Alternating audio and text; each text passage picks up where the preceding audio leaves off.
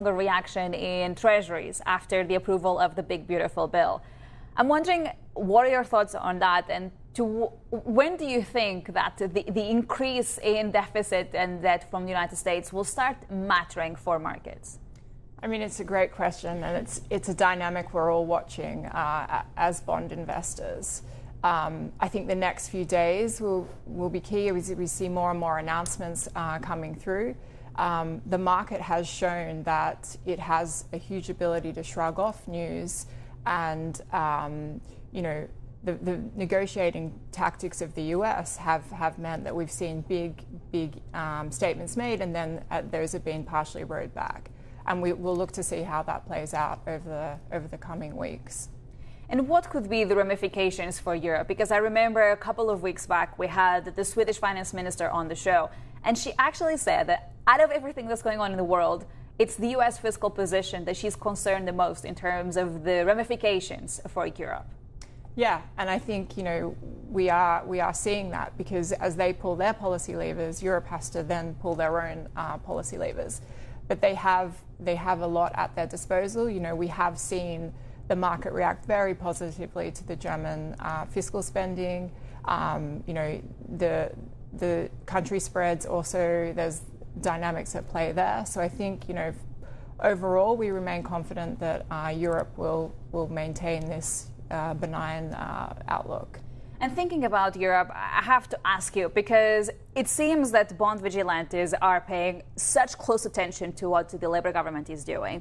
And yet when you think about the performers for OATs, it seems that markets are not really fussed about what's going on in France.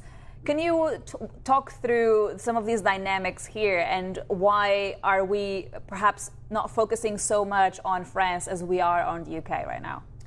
Yeah, and a great question. And I think what's happening in the UK, there is obviously concerns around the fiscal rules, and I think what we're seeing in France is somewhat supported by that Eurozone component. So there is that strength coming through there. I think what is also very interesting, actually, and what will be interesting to watch play out over the next few months, is also on the European corporate credit side, what these announcements in the US and what that longer-term growth forecast means for European corporate credit, and what we're expecting to see there. And when you think about what we are looking at in terms of some of the performance for European bond markets, I'm wondering, what are your thoughts in terms of whether this is actually a good moment for European governments to come together and ask European authorities to issue that common debt for all of them? I'm wondering whether what you think we're seeing in terms of yields actually represents a good moment to tap the markets. I mean, I wouldn't propose to tell European ministers what they should do at all. But yeah, I think right now, if we look at that outlook, it does present itself as a good moment. And just to conclude the conversation, when you think about, we've discussed what we've heard from the United States overnight and so on, I have to ask you, to what extent what we could see today in the markets is actually the so-called taco trade being back on the table?